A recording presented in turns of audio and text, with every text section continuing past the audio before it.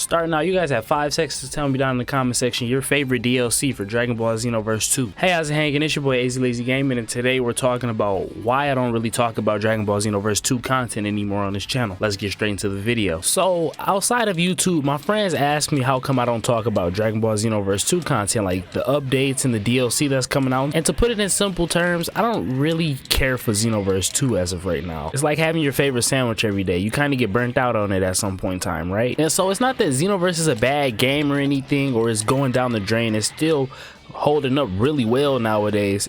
I'm just kind of burnt out on playing it, at least on the channel. I'll still play it offline with my friends every now and then, and so that's why I kind of only talk about Xenoverse 3 content on the channel. I'm looking towards the future, looking towards what Xenoverse has in store for the future of anime gaming in general, because as we know, Dragon Ball is one of the biggest games holding up anime gaming to this day. But I want you guys to know, just because I don't talk about it on the channel doesn't mean I'm not keeping up with what's going on. I still purchase all the DLC that comes out, and I still play all the DLC story offline and stuff like that. Aside from all the Dragon Ball Xenoverse 2 content, I do see the Breakers content. I don't really play the Breakers like that. I wasn't really impressed when I found out that's what 2022's game was, and I'm kind of not impressed for what's coming out this year, a card game.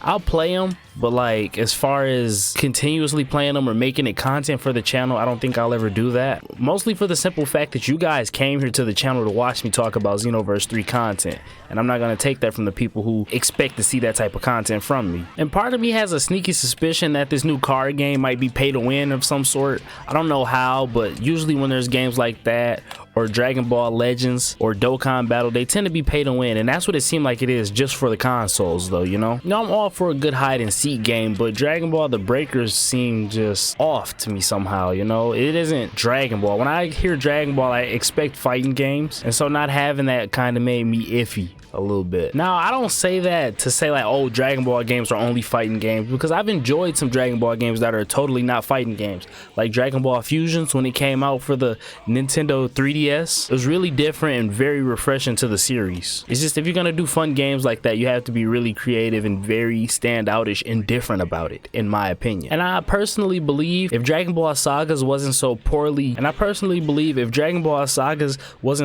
developed, it probably would have been a great game to play. Very fun, beat 'em up, and just very different from what we were used to. You know what, I'll even give Dragon Ball Sagas its flowers for not having any online features or anything like that. At first I really didn't care for it. Not being able to play any Dragon Ball game online was weird, especially in the day and age of online gaming. But you sit down, you play the game by itself, it's executed and it's done perfectly. I understand and get the whole concept of Dragon Ball the Breakers, you know, with the villains and stuff, but it just was better when it was like Friday the 13th and Dead by Daylight and games of that nature, because they're scary games, whereas this is not really scary. It's just kind of fun, and we have to always keep in mind that there aren't that many genres of games coming out every day, and so that's why when games like hide and seek games came along, they were popular. Same with fighting back in the 90s, and same with shooting games, you know. It was very different, not something we were used to, and for that we're grateful. But we always have to keep in mind with anime games, it's not really much you can do unless it's a multi-platform type of game. I feel like that's part of the reason why I went from making Xenoverse 3 content 2 days a week to Xenoverse content 1 day a week, and then anime games in general twice a week. Maybe from the jump I should have been doing that, because I done